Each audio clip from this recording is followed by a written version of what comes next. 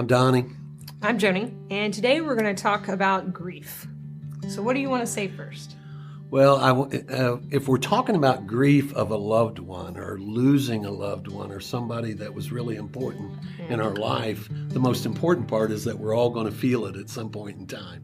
Every one of us. Yeah, there's no escaping it. And the thing of it is once it happens, we would like to escape from it. We would like to get away from it, but it's around every corner. Right. Every time I lost my mother in 1998, and I still see things that remind me of her. But now it always puts a smile on my face. But right after it happened, a lot of times it caused pain and anger and frustration. Right. And I do think that we want to be out from underneath of it. Like when it happens, I think there's also this idea that it should be over by now, right? Like I should be over it.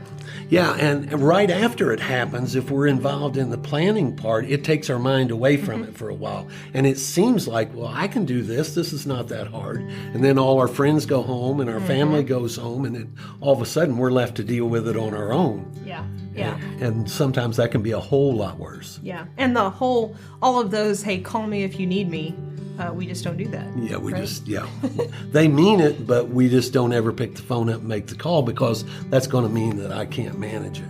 I don't think we ever get over the death of a loved one, but we can get past it. Yeah. How do we do that, Joey? Well, we complete it, right? So our grief needs to be complete. What we often do is we try to avoid it, right, by doing what's called short-term energy relieving behaviors, or STIRBs. Ooh, like boy, that was big. STIRBs. Like we do all kinds of things to keep ourselves occupied, to keep busy, to keep our mind off of it. And I don't know if the idea is if I do that somehow it just like it just dissolves and goes away. Yeah. But how many of us have done that only to have it come right back?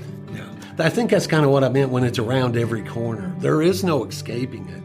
And sometimes we just want to get under the covers and just put a pillow over our head and just stay there. But then when we isolate, that even makes it worse. Absolutely. That creates another problem. Yeah, and that's when we start getting into more of the actual the depression piece, right? Yeah. Because a lot of grief feels very similar to what you might see as far as criteria for depression, but they're different. Yeah. And also, anxiety is first cousin to depression anyway.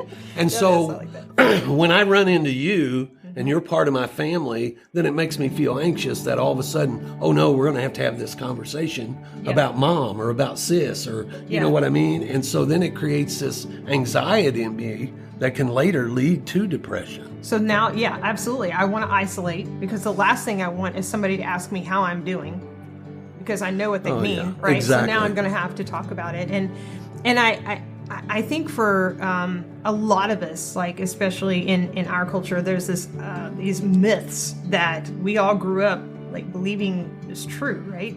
And because of them, it actually makes our grieving process even harder, even worse than it needs to be. I would agree. You know, when Debbie's dad died, the very first Christmas that came up, she said this is going to be the first Christmas without Dad. So I immediately started engaging her about her father instead of ignoring it. Yes. So I said, hey, you know the thing about your dad, it always made me feel like the most special person in the room when I opened my gifts. Wow. And I believe he did that for everybody. It went from each person in the room. He always had that ability to make everybody feel really special. Right. And so instead of avoiding it, we had a fond memory about it. Yes, yeah. There's the myth of the don't cry myth, right? So if somebody is experiencing, a sadness, like right here with us, somebody's crying, people will engage in activities to try to get them to stop crying, as if crying is bad, right? Yeah. And I think we begin to believe that about ourselves, that if I'm crying or if I feel like crying, that's bad. I should be over it by now. And most of the time, the best thing to do is cry it on out. Absolutely. There's always more room out than in. There really is. We could talk about this probably the rest of the hours, day, but yes. I hope that we have landed on a few things that maybe have touched you and made you think about the grief that you've had in your life. And the most important thing is always, if you can't manage it on your own, reach out to somebody and ask for some help. Thanks for joining us today. We'll see you soon.